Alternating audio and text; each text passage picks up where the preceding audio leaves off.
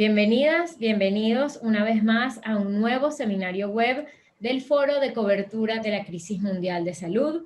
Mi nombre es Dariela Sosa, soy fundadora del medio venezolano Soy Arepita y también moderadora del foro, una de las moderadoras. Voy a acompañarles en este espacio para seguir compartiendo recursos y herramientas para cubrir mejor la pandemia y los otros asuntos, las otras coyunturas que siguen ocurriendo en países de habla hispana, especialmente en América Latina y en España. Como saben, estas actividades son iniciativas del Centro Internacional para Periodistas, ICFJ por sus siglas en inglés, y la Red Internacional de Periodistas, IJNet. Además de esta conexión por Zoom, saludamos a los que están en la página de IJNet en español, en Facebook, estamos transmitiendo en vivo, y también por el grupo privado del foro. Si aún no se han sumado, mi colega Desiree Esquivel, la gerente de comunidad, va a ponerles el link en el chat. Allí también compartimos recursos, oportunidades y herramientas. Si no son tanto de Facebook y prefieren recibir un boletín en su correo, también pueden sumarse en el link que van a ver en el chat. Y les invito a dejarnos sus preguntas, sus comentarios allí escritos. Los vamos a leer al final del evento, en los últimos 15 minutos. También nos encantaría que ahorita nos dijeran desde dónde se conectan. Yo, por ejemplo, los saludo desde Buenos Aires, Argentina. Y bueno, y sin más preámbulos, vamos a presentar a nuestros panelistas en el evento de hoy de cómo cubrir crisis sostenidas en el tiempo. Para eso tenemos desde Miami a Maile González Mirabal. Ella es graduada de periodismo de la Universidad de La Habana. Ha trabajado como editora en revistas de periodismo independiente cubano como On Cuba, El Estornudo y Cibercuba. Y actualmente es editora de El Toque. También tenemos a Rafael Ocio Cabrices, que es venezolano y nos saluda desde Canadá. Él trabaja como editor jefe en 58 y Caracas Chronicles. Y bueno, creo que parte de lo que vamos a hablar hoy es cómo somos de un país, somos migrantes, estamos en otro y seguimos con los ojos puestos en nuestro país de origen, ¿no? Con eso vamos pues a darles la bienvenida con la primera pregunta a nuestros panelistas. Hay una escena típica en nuestras vidas y es esta de cómo resumir lo que ocurre en Cuba o en Venezuela cuando llegamos a un café en el país donde estamos o cuando estamos viajando y alguien nos pregunta que no tiene absolutamente nada de contexto. Es una situación que seguramente les ha ocurrido y bueno, quisiera comenzar con Maile a ver cómo aborda esa situación de la manera más concisa posible. Bueno, digamos que 2021 ha sido el año de las protestas en Cuba, o así lo definen muchas personas. Hay un punto anterior que comienza a finales de 2020, cuando por una crisis sostenida, no solo económica, sino también de represión, de constantes detenciones a periodistas, artistas y demás, un grupo de jóvenes se acuartela en la sede del Movimiento San Isidro en La Habana, y a partir de ahí comienzan a ocurrir una serie también de articulaciones de grupos de la sociedad civil. Este acuartelamiento que comienza, que concluye con una huelga de hambre y sed de varios de los muchachos que están dentro de la sede del movimiento, termina con la seguridad del Estado lo saca a la fuerza del lugar, y al día siguiente, el 27 de noviembre, otro grupo de artistas y periodistas, cineastas, etcétera, se presenta frente a la sede del Ministerio de Cultura en La Habana para exigir, bueno, libertad de expresión y otra serie de derechos que se violan constantemente en Cuba. Luego de esto que ocurre aquí frente a la sede del Ministerio de Cultura, donde un grupo de funcionarios se reúne con un grupo selecto de quienes están manifestándose pacíficamente, les prometen un diálogo que nunca cumple, y se articula un movimiento que es el movimiento 27N, y a partir de ahí, bueno, ellos luego también en enero vuelven a la sede del Ministerio de Cultura, el 27 de enero, a 2 meses de esta fecha. Continúan paralelamente una serie de sucesos ocurriendo en Cuba. El 11 de julio, digamos que sería el estallido más espontáneo y también más multitudinario que se ha dado en Cuba del pueblo, ¿no? La crisis económica, también todos los cierres que tiene el país por el coronavirus, etc. La gente sale a las calles y en más de 60 puntos de la geografía nacional, ¿no? Hay manifestaciones pacíficas que se están transmitiendo constantemente por los propios manifestantes a través de las redes sociales, en directas, etc.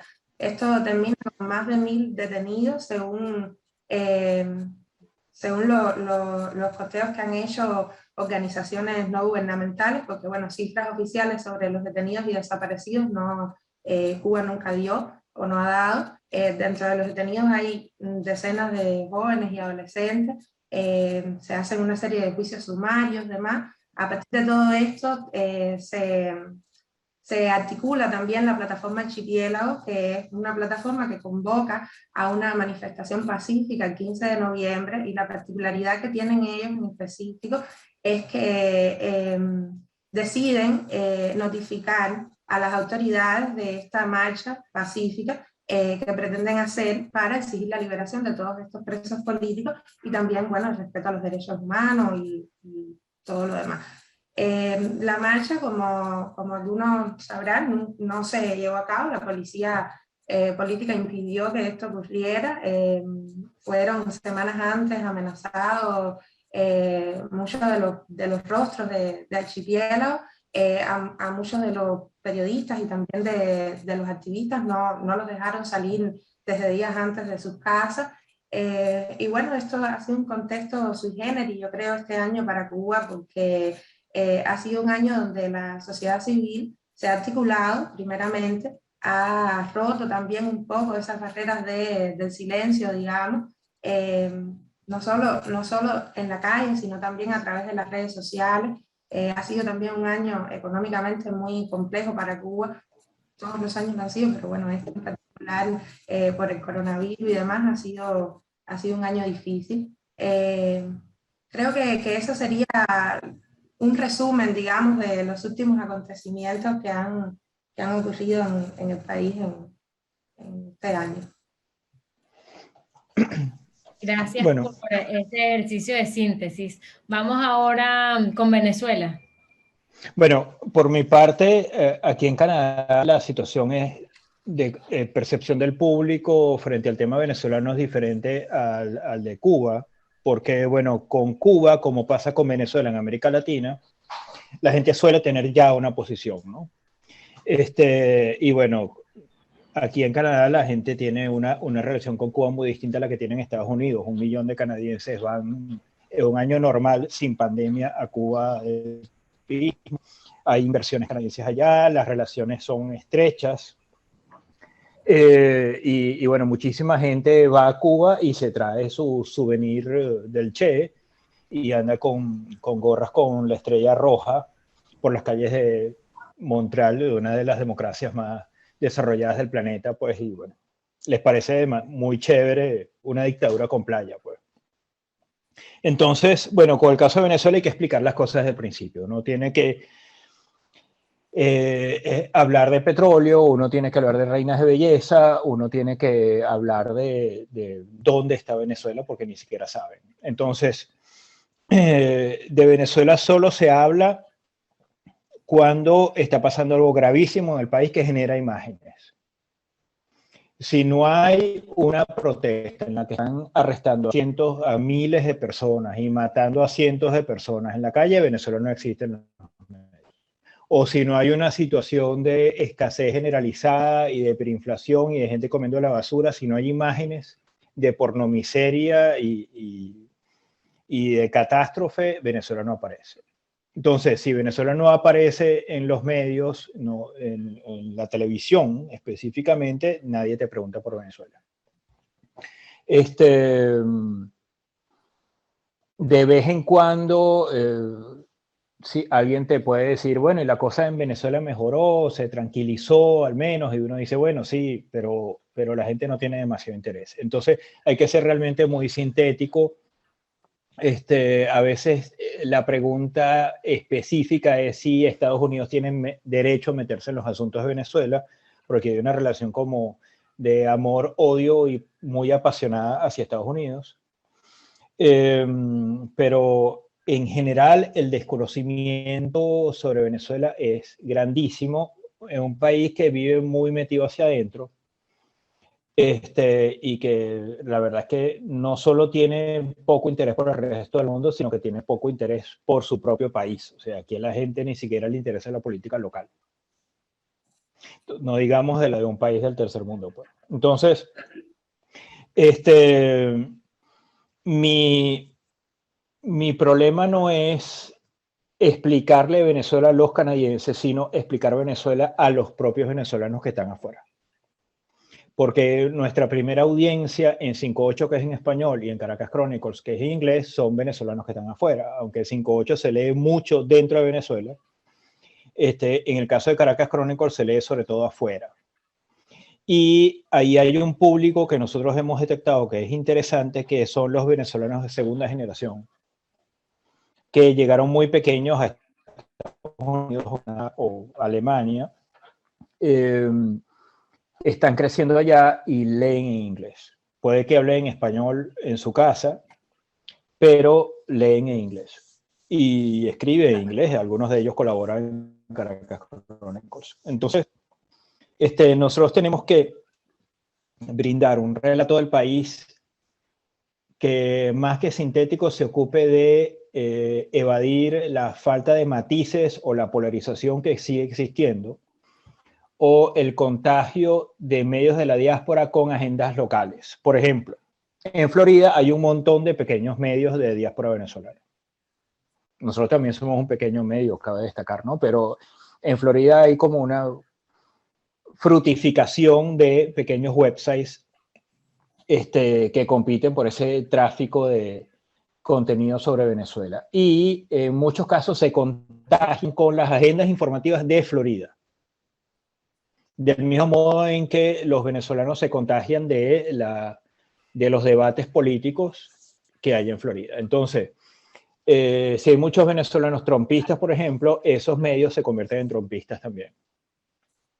Y empiezan a proyectar sobre Venezuela una mirada que viene del Partido Republicano de Estados Unidos.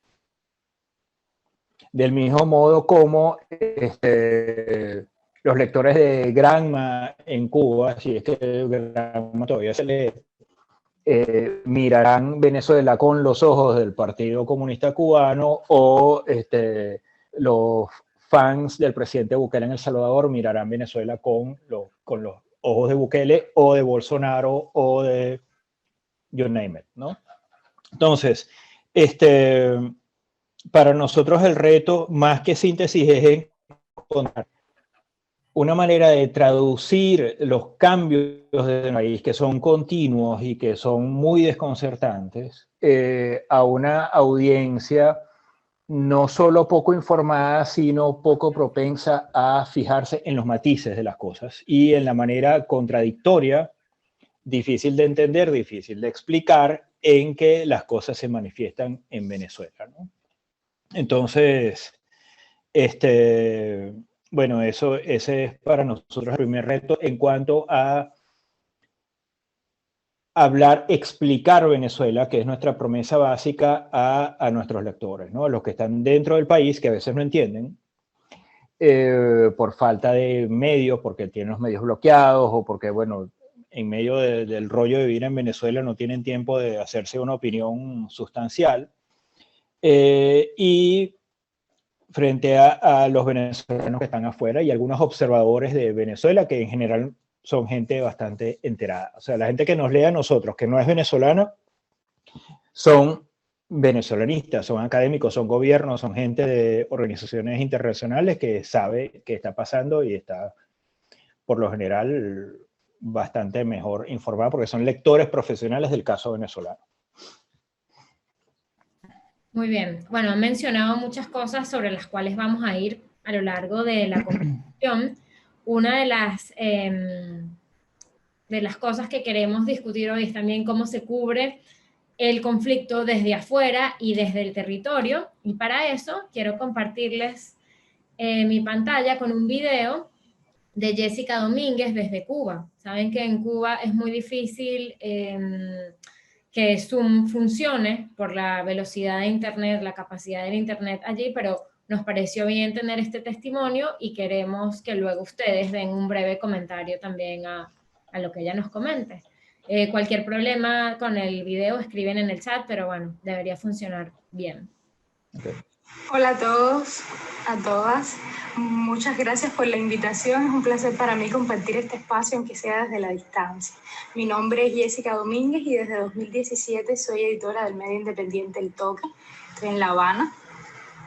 Para mí hablar de crisis en el contexto cubano es un poco redundante, porque vivimos en crisis permanente, crisis cíclicas, crisis mediáticas, crisis especiales, coyunturales, etcétera. Por tanto, todo el periodismo que hacemos está necesariamente atravesado por esas múltiples crisis del contexto nacional, ¿no? Yo creo que en primer lugar hay tres tipos así como importantes de crisis, ¿no? En las que permanentemente tenemos que enfrentarnos. En primer lugar, yo diría que es una de las primeras y más importantes tiene que ver con una crisis de tipo interna que tiene que ver con las tensiones que sufren los periodistas para poder ejercer su trabajo, en el caso de los medios independientes, que lo hacen fuera de la ley. Por tanto, eso condiciona la manera en que los periodistas deciden cómo cubrir un tema, cómo van a contar la historia, cuándo van al terreno, cómo se presentan como medios de prensa, cómo convencen a las personas para poder hablar y contar lo que está pasando.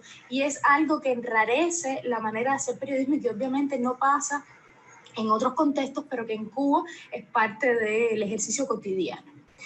Una segunda crisis tiene que ver con, yo la llamo una crisis social y tiene que ver con el contexto del país, ¿no? Porque evidentemente en los últimos años hay un aumento visible de la desigualdad a partir de las crisis económicas, la escasez de alimentos, el aumento de la dolarización en el último año, y esto condiciona también que la manera y el acercamiento y la sensibilidad que como periodistas nosotros tenemos que tener al contar cada una de esas historias. De hecho, muchas veces las personas cuentan su historia con la esperanza de que sirva como alternativa para solucionar su problema y que muchas veces no está en manos de la prensa ni de los periodistas, más allá de visibilizar el contenido, sino en manos del gobierno o de otras instituciones. Pero es parte de la válvula de escape la que ellos ven para solucionar su problema. Y por último, yo diría que un tercer tipo de crisis son crisis más coyunturales, que tienen que ver con cuando cubrimos hechos de ruptura, dígase un huracán, dígase las protestas sociales que ocurrieron recientemente en el país, o la COVID-19, que ya se ha extendido bastante, pero obviamente cuando empezamos parecía ser un tema de agenda puntual y yo creo que todavía va a extenderse por un poco más de tiempo. Entonces, ante estos distintos tipos de crisis que además operan simultáneamente en el contexto nacional, nuestras principales estrategias, independientemente de que son fenómenos diferentes y que los acercamientos pueden ser variados y distintos, yo creo que las principales claves comunes pasan por, en primer lugar, la fortaleza del equipo interno, que es algo que se construye desde antes de estos procesos y que es acumulativo. La capacidad para responder ante estos fenómenos con agilidad es importante. Luego ya, en medio de una cobertura específica o de una situación puntual, yo creo que es importante definir un liderazgo que pueda responder y tomar decisiones consultadas a tiempo y establecer pautas claras de trabajo. La organización para mí es fundamental en este proceso, es lo que garantiza, sobre todo que en un equipo grande se pueda avanzar con rapidez. Yo creo también que es importante escuchar a la audiencia. Eso ha sido parte de nuestra estrategia de trabajo y yo creo también del éxito que ha tenido algunos de nuestros productos, y es ese diálogo permanente, esa participación con la audiencia y sus necesidades informativas. Además, para nosotros ha sido importante tener un enfoque multicontenidos que nos permite responder a necesidades diversas desde distintos formatos, desde distintas temáticas a la vez, y eso amplía nuestra capacidad de acción. Y por último, tener el deseo y tener los recursos para incluso en medio de estos contextos hacer una propuesta de valor, hacer propuestas de valor innovadoras. Entonces, si yo tuviera que resumir nuestro trabajo, las claves fundamentales que tenemos para cubrir crisis sostenida diría que son el equipo, la innovación y la audiencia. Muchas gracias. Bueno, genial. Ya tengo que poner aquí para dejar de compartir mi pantalla. Perfecto. Bueno, muchas gracias a Jessica por ese testimonio. Valoramos el tiempo que le tomó hacerlo, enviarlo. La verdad es que es difícil la situación en el internet allá. Maile, te pregunto brevemente, ¿cómo reaccionas a este video? ¿Cómo es tu dinámica de trabajo con Jessica?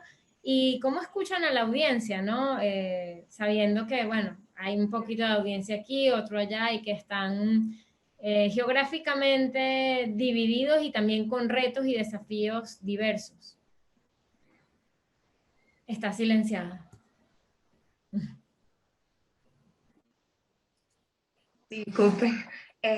Bueno, en el caso del toque, nosotros trabajamos, bueno, como muchos otros medios independientes que tienen a su equipo disperso por diferentes países, trabajamos en comunicación a través de las aplicaciones, ya sea Telegram, WhatsApp o cualquier vía de comunicación.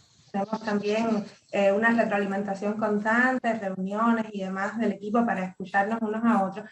Y con las audiencias, tenemos varios canales en Telegram y otras igual aplicaciones web para constantemente retroalimentarnos, debates en Facebook y demás, y comentarios que dejan los usuarios en la web.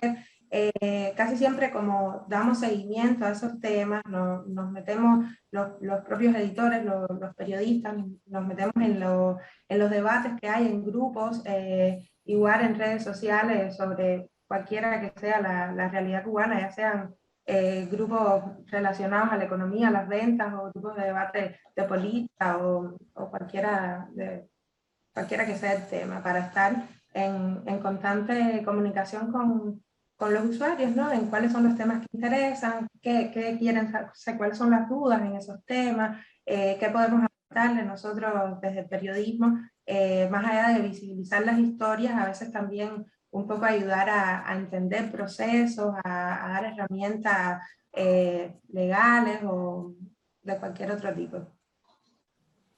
Bien. Jessica mencionó audiencia, equipo e innovación. Y yo quisiera que Rafael nos hablara un poco del caso de 58 y Caracas Chronicles, que son dos medios hermanos que tienen distintas audiencias e incluso del mismo desafío de 58 de dirigirse a personas que están fuera del país, pero a lo mejor unas están hace 5 años fuera del país, otras ya son de segunda generación. ¿Cómo manejan estos elementos? Y por supuesto también puedes hablar de tu manejo de equipos en la cotidianidad. Sí. Bueno, el caso de Caracas Chronicles y 58 es muy raro porque Caracas Chronicles empezó hace casi 20 años, en 2022 cumple 20 años, como un blog de una persona, un venezolano en Montreal llamado Francisco Toro, un politólogo. Y luego de muchos años siendo un blog personal, empezó a convertirse en un medio de comunicación, y yo entré en 2019 porque había una crisis y hacía falta alguien con experiencia en cubrir crisis que se uniera al equipo, ¿no? Y eso fue cuando lo de Guaidó como presidente interino y todo esto, pues estalla esta crisis política a partir del fin del primer mandato de Maduro, que era el mandato legítimo, ¿no?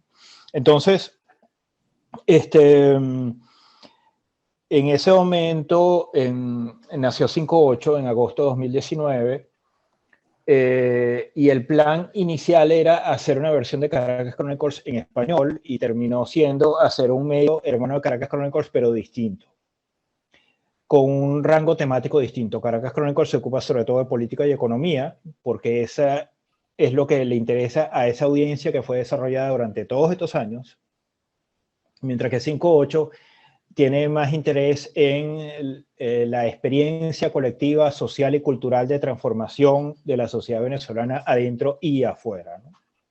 De hecho, el medio está dividido en dos columnas que dice adentro y afuera, porque para nosotros no se puede entender la Venezuela de hoy sin verla a través de esta experiencia muy reciente de migración masiva que estamos viviendo y, bueno, por la cual yo estoy en Montreal y tú estás en Buenos Aires. En las dos puntas del continente, ¿no? Entonces, como decía Jessica en su video al principio, Venezuela también está en un estado de crisis permanente desde hace muchísimo tiempo. Incluso durante las bonanzas petroleras estuvo en crisis, ¿no? La bonanza simplemente era un baño de efectivo que ocultaba los problemas, pero los problemas seguían estando ahí y apenas desapareció la bonanza, los problemas estallaron con ello la migración venezolana, ¿no? Pero, mira, yo la verdad es que no sé cómo no trabajar en crisis. O sea, yo veo a los periodistas de aquí y tienen tanto acceso a la información y es tan sencillo para ellos conseguir estadísticas sobre las cosas, conseguir que las autoridades hablen con ellos. Por ejemplo, el gobierno chavista hace años decidió que no hablaba con medios locales de oposición. Oposición quiere decir todo lo que no sea prensa pública estrictamente controlada por el gobierno. Entonces, para nosotros es imposible tener una fuente oficial. Es imposible. Y cosas así que aquí serían impensables, ¿no? Entonces, bueno, sí, nosotros operamos continuamente en crisis y de una manera muy que tiene que ser, a juro, muy flexible y muy improvisada. Y con una continua investigación de para dónde vamos y una continua invención, ¿no? Sabemos de la audiencia por la interacción en redes sociales porque hicimos 2 buenas encuestas de audiencia con una forma de pasar muchísima gente. Nos dieron muchísima información, la audiencia de Caracas Chronicles y la audiencia de 5.8. Y ahí aprendimos muchas cosas que, bueno, que justo les acabo de compartir con ustedes, ¿no? Y es una audiencia en transformación porque es una sociedad en transformación. O sea, mucha gente que a nosotros nos lee decidió quedarse en Venezuela o se acaba de ir o está por irse. O sea, gente que en sí misma está yendo una transformación personal muy profunda que siempre pasa por la relación que tienes con el lugar que dejaste atrás. Y siempre pasa por llevar este duelo. Entonces, nosotros tenemos que lidiar, por ejemplo, con muchísima gente que dice, yo no soporto leer más noticias sobre Venezuela. No quiero saber de Venezuela. Porque es un divorcio. Como tú dices, bueno, yo no quiero saber más de esa persona que me divorcié, yo necesito seguir adelante y necesito mirar hacia el lugar en el que ahora estoy. Ese es un problema que nosotros tenemos. Y tratamos de enfrentarlo ofreciéndole a esa audiencia historias sobre esa Venezuela que está ahí, que está viva, porque el país no desapareció, el país no se murió, los países no se mueren, el país simplemente se está transformando. Al margen de que a uno le guste o no cómo se está transformando ese país o en qué se está convirtiendo, el hecho que el país no se ha muerto y todavía está lleno de gente ahí que está haciendo cosas. Entonces tratamos de contar también las historias de esas personas, ¿no? O sea, tratamos de hablar de asuntos de los que muy poca gente en la sociedad venezolana, adentro o fuera, quiere hablar, como violencia de género o asuntos ambientales, temas tradicionalmente ignorados en Venezuela. Tratamos de hablar de racismo, tratamos de hablar del fin de la industria petrolera, tratamos de cosas que el resto del mundo está hablando y en Venezuela no se quiere hablar. Y también tratamos de hablar de el emprendimiento que hay ahora en Venezuela o de la actividad cultural que hay o de la actividad cultural que hay desde la diáspora o incluso gastronómica, que forzosamente, porque forma parte de la diáspora, se expresa y ocurre en unos términos muy distintos a cómo ocurría o se expresaba en Venezuela. O sea, así como yo tengo que hacer arepas con harina pan hecha en Texas, en un sartén de Ikea y usando queso feta griego, así los escritores venezolanos o los artistas venezolanos o los músicos venezolanos en la diáspora están haciendo cosas muy distintas con otros insumos, con otras miradas a las que se hacían en Venezuela. Y eso también lo tenemos que contar, como también tenemos que contar la violencia, la hiperinflación, la escasez, la desigualdad tan brutal que hay en esta especie de recuperación económica de mentira, y por supuesto el tema de los derechos humanos, que nosotros no vamos a dejar de contar. No sé si esto responde a tu pregunta, Dario. Pues sí, sí, y por supuesto genera más preguntas, ¿no? Vamos entonces ahora, ya que pues pusimos en la palestra el tema de los derechos humanos, a hacer la pregunta evidente, la que no queremos a veces hacer de primera porque es la que muchos de los periodistas nos hacemos al principio, ¿no? Y es como, o sea, ¿cuáles han sido los desafíos de ustedes de explicar estas crisis sostenidas que se combinan, que se potencian en un marco de violación sostenida también de los derechos humanos, ¿no? Y cómo eso, digamos, cómo se mantiene una brújula cuando, bueno, primero hay tanto riesgo de persecución política, de amenazas a familiares y de miedo legítimo, y por otro también hay una amenaza polarizante, ¿no? Digamos, que incluso hay una gente que está violando derechos humanos, hay otra gente que está luchando o que dice luchar por la libertad, y hay que mantener una cobertura rigurosa, pero bueno, también en un entorno donde los periodistas están o estamos sometidos a muchas presiones, ¿no? ¿Qué dice Maile? Bueno, este es un tema complicado. Siempre hay un debate en cuanto a si el periodismo independiente en Cuba, por ejemplo, se acerca o no al activismo o se mezcla con el activismo. Yo diría que es complicado en tanto hacer periodismo fuera del activismo en Cuba, siendo, ¿sabe?, está sometido a un régimen totalitario por más de 60 años, eso es prácticamente imposible. Casi que hacer periodismo sin ligarte con otras cosas es, digamos, un lujo que se pueden dar las sociedades democráticas, pero no las personas que viven en un estado totalitario, como el caso de Cuba o como puede ser Venezuela.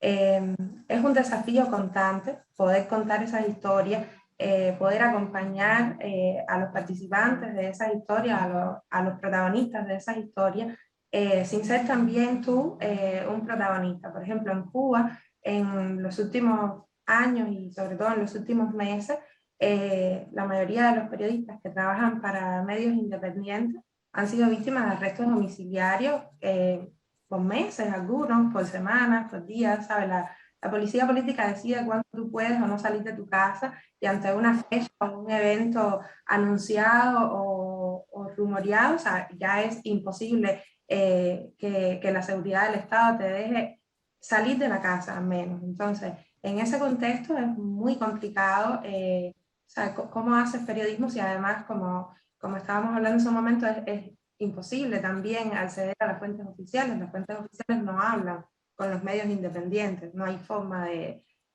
poder acceder a una entrevista con un funcionario ni a nada por el estilo. Entonces, es un desafío constante poder hacer, ¿sabe?, poder contar estas historias, y yo creo que lo fundamental es seguir los principios básicos del periodismo, estar apegado a la verdad, relatar los hechos, darle voz a las personas que son parte de esa realidad y contar desde ahí, desde la verdad.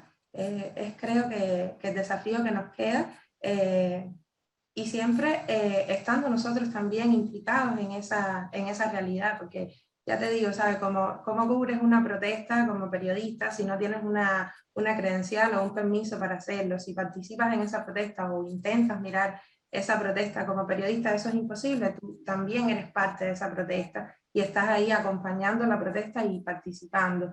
Entonces, desligar esto, desligar lo que es el periodismo con la participación ciudadana y con el activismo dentro de Cuba, es imposible.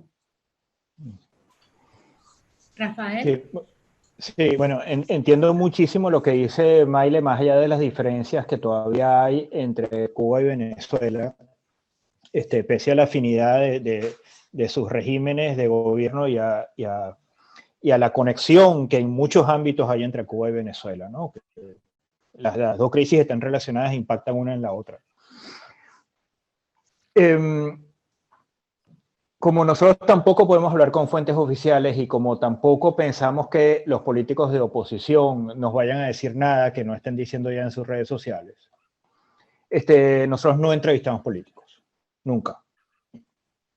Nosotros entrevistamos intelectuales, entrevistamos a la gente en la calle, tratamos de contar historias, buscamos argumentos académicos traducidos al público común, nos alimentamos de lo que piensa la gente real, lo que vive la gente real, las historias que podemos contar allí, de la economía, de la subsistencia, del sufrimiento. O sea, hablamos con activistas de derechos humanos, hablamos con activistas comunitarios, hablamos con investigadores y hablamos con los protagonistas de cosas que están pasando. Nunca hablamos con políticos. Porque además en Venezuela la coyuntura se ha hiperpolitizado en el sentido de que solo se ve las cosas a través de la política, a través de la lucha entre chavismo y oposición. Y el periodismo venezolano se acostumbró durante mucho tiempo a narrar todo este cambio histórico como un partido de pelota. O sea, quién estaba bateando, quién no estaba bateando, quién estaba metiendo carreras y quién no, y quién estaba ganando la partida. Y bueno, ya sabemos quién ganó la partida. Lo que importa es no tanto el juego de pelota entre los rojos y los azules, sino los espectadores. ¿Y por qué los espectadores están obligados a ver ese juego de pelota? Y cuánto cuesta la cerveza en el juego de pelota, y quién fue el juego de pelota y quién no, y quién se pudo salir del estadio, por qué. O sea, lo que nos interesa es todo lo que está alrededor de la política y que la política ha ocultado como una especie de sol que brilla demasiado, que es una cosa incandescente, y que oscureció el resto de los innumerables ámbitos de la realidad venezolana. Entonces, ¿cómo nosotros hacemos para entender nuestra realidad y traducirla? Es ignorar a los políticos, en primer lugar. Y buscar las historias reales de la gente y el aporte de la gente que está produciendo conocimiento sobre Venezuela, desde Venezuela o desde afuera, y que nos ayuden a entender. Porque eso es justamente lo que faltó muchísimo en los medios, aunque hoy en día, paradójicamente, en medio de la crisis de medios, ahí se están haciendo cosas muy buenas en Venezuela, pero siempre desde medios en general muy pequeños, muy poco alcance, que a veces no se pueden leer en el país porque son bloqueados, y bueno, con el trauma de la falta de financiamiento todo el tiempo encima de nosotros, ¿no? Pero todo es muy distinto, y como yo empecé a hacer periodismo en los 90, un periódico de circulación nacional, puedo ver la enorme diferencia de cómo han cambiado las cosas, pues, cómo han cambiado, cómo se hace periodismo en Venezuela, cómo se debe hacer, cómo se relaciona uno con las audiencias y todavía me acuerdo cómo era hacer periodismo antes de que Chávez fuera presidente. Y bueno, eso, lo distinto que es todo y cómo eran las cosas antes de las redes sociales, además, ¿no? Que también son un cambio civilizatorio sobre nosotros. Claro, y que también lo hemos tocado muchas veces en el foro, ¿no? En estas dinámicas tan cambiantes de plataformas de medios de comunicación, de formas de producción y difusión de los contenidos y además de los líderes de opinión que que hay ahorita y de la gente que está produciendo conocimiento y cómo. Bueno, como siempre, tengo que decirles que sería de mucha utilidad para nosotros si pueden responder la encuesta que Desiree Esquivel acaba de dejar en el chat, tanto en Facebook como en Zoom. Eso nos permite mejorar nuestros próximos eventos, saber cuáles temas quieren que abordemos. Este tema, de hecho, surgió de las encuestas, las tomamos muy en serio y nos sirven para saber si estamos aportando valor a la gente del foro, ¿no? No les va a tomar más de 2 minutos y es muy útil. Y bueno, les cuento. Perdón, Dari. Hay algo que había olvidado decir que es importante de algo que tocó Maile también. El tema de las amenazas a los periodistas. Yo estoy fuera y en este momento casi todos en el equipo estamos fuera, por una razón u otra, ¿no? Hay gente que quedó afuera por la pandemia, por ejemplo, ¿no? Pero nosotros no sentimos directamente las amenazas ni hasta ahora hemos sido atacados cibernéticamente por el régimen, creo que porque somos medios de muy poco alcance. Pero con lo que constantemente tenemos que lidiar es con el miedo a hablar de la gente en Venezuela. Entonces, gente que no da entrevistas o si las da es off the record, gente con muchísimo miedo de hablar. Entonces, eso es algo que se ha hecho ya tan común y lleva tanto tiempo pasando que a uno le cuesta ya mirar eso. O sea, es como que es la manera por default con que tenemos que hacer periodismo nosotros. Pero antes no era así. Y bueno, yo he ido a Cuba, he hecho periodismo allá, digamos, he entrevistado a gente allá y bueno, y puedo recordar cómo son las condiciones para trabajar en la isla, ¿no? Y bueno, sí, en Venezuela se ha ido poniendo la cosa un poco así. Continúa, perdón. Por digamos, hacer ese comentario y dejarlo como bien explícito aquí en la conversación, ¿no? Justamente está conectado con la pregunta que le quería hacer a Maile ahorita.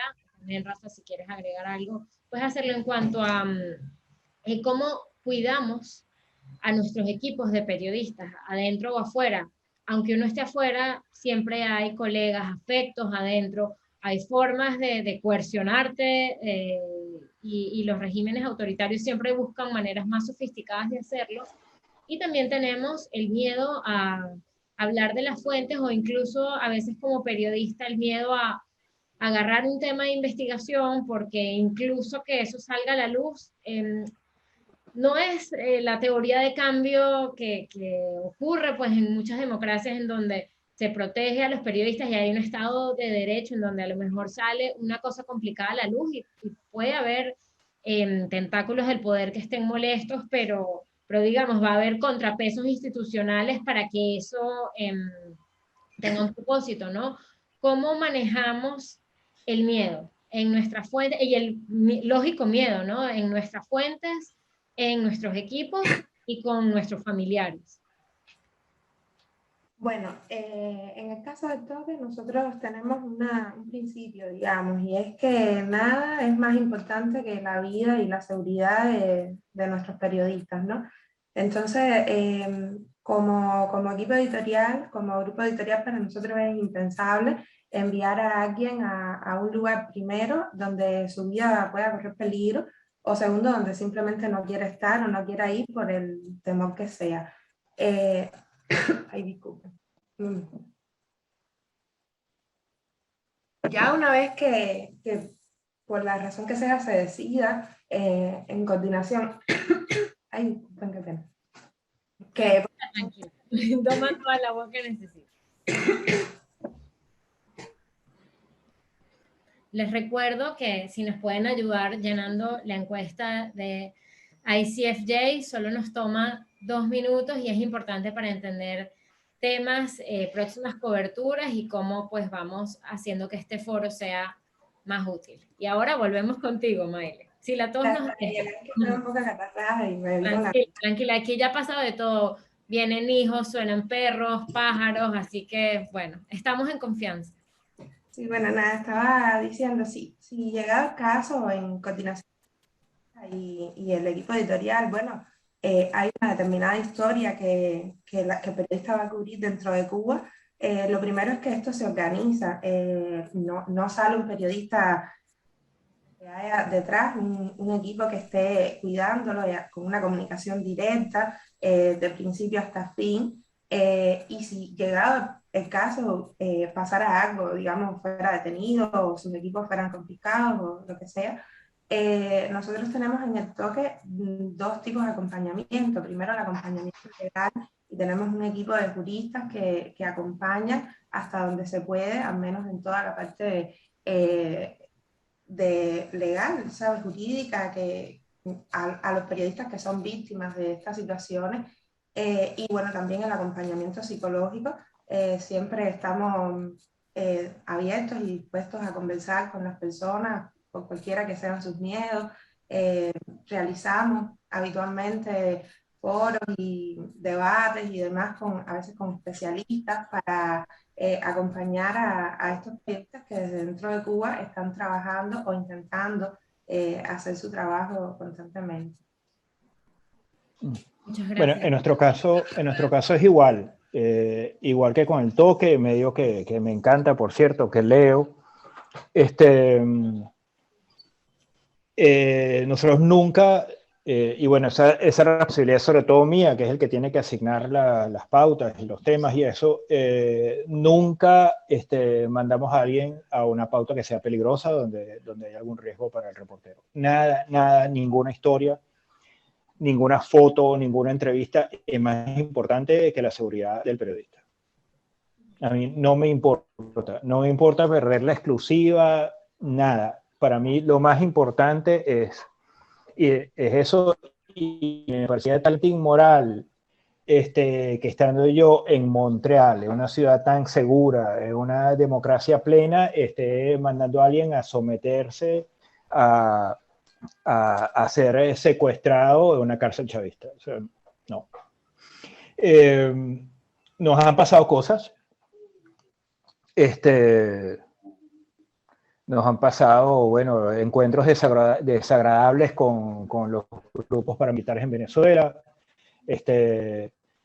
Y bueno, sí, tenemos muchas veces el temor, por ejemplo, cuando hacemos eventos en vivo con periodistas. En estos días lo hicimos con varias periodistas a propósito de las elecciones regionales. Una de ellas estaba en una zona fronteriza y bueno, ella tenía que tener cuidado lo que iba a decir en ese evento en vivo, porque las zonas fronterizas en Venezuela son una cosa terrible, o sea, un nivel de conflictividad y la vida no vale nada, o sea, cualquiera te puede pegar un tiro ahí por cualquier cosa. Entonces, hay que tener muchísimo cuidado, ¿no? O sea, los riesgos de seguridad son distintos que en Cuba, son distintos que en México, Honduras o Guatemala, son distintos que en Colombia, ¿no? Y los riesgos de seguridad no solo vienen del chavismo. También hemos recibido una que otra amenaza velada por gente corrupta con plata que supuestamente no es chavista y que anda por ahí.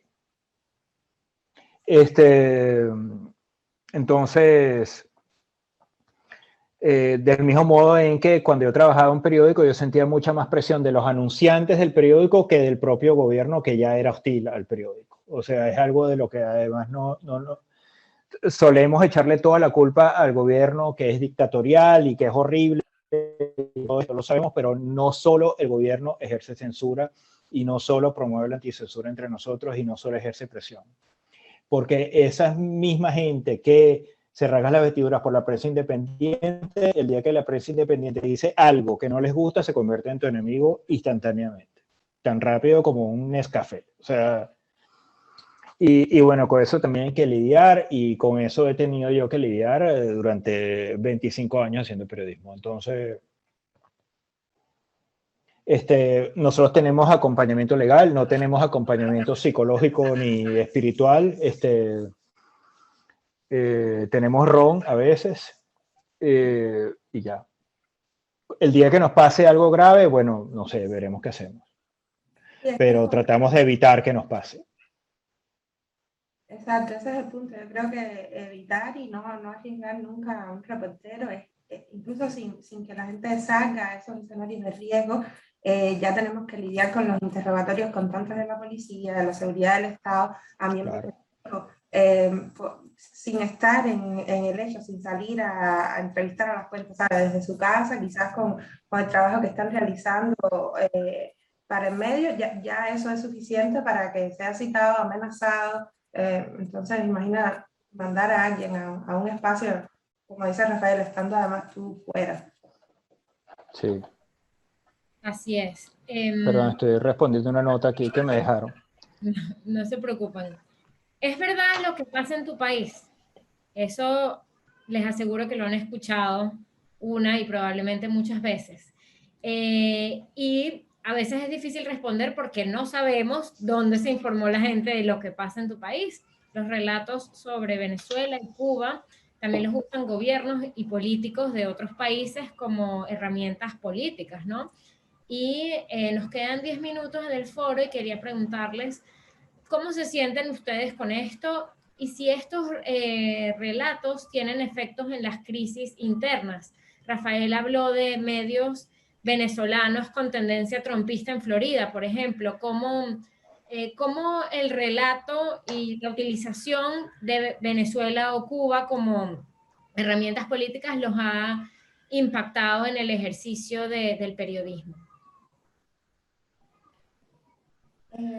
Bueno, eso es, imagina, los relatos son cada vez más diversos y qué bueno, pero hay una multiplicidad de medios independientes, los relatos a través de las redes sociales, los influencers, las personas que están haciendo periodismo o no, pero que están contando las historias, marcan evidentemente las pautas de la opinión pública.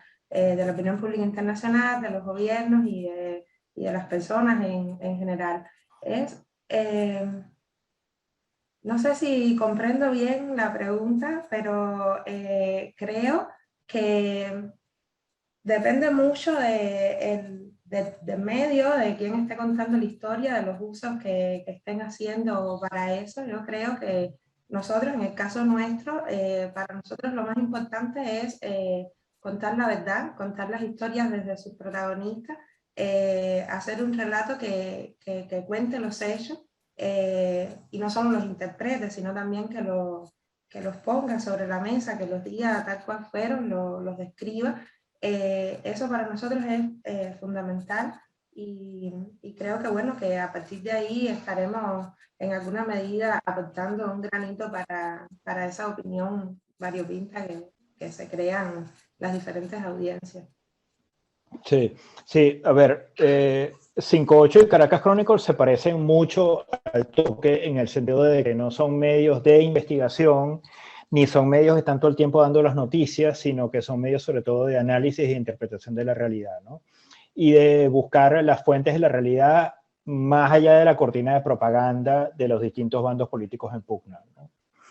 Entonces, cuando tenemos que responder a la pregunta, ¿es verdad lo que está pasando en tu país? Tratamos de responder con hechos, con facts y con la interpretación más responsable posible de los hechos, pese a que con muchísima frecuencia, a Maile en Miami le debe haber pasado todo el tiempo, la persona que te está haciendo la pregunta ya tiene una respuesta y ya tiene una opinión y no piensa cambiar esa opinión.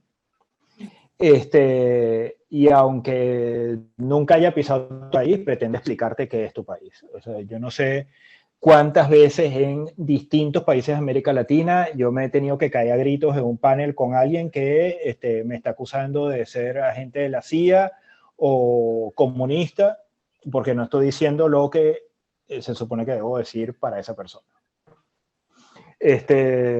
Y así sigue pasando, pues. O sea, aquí me ha tocado lidiar con exiliados chilenos que llegaron con el golpe de Pinochet, que nunca han estado en Venezuela y que, bueno, me insultan porque yo no les estoy diciendo que, bueno, no estoy cantando loas a la revolución bolivariana, y continuamente nos están diciendo woke, progress, esclavos de George Soros, etcétera, desde la diáspora en Miami o en Madrid.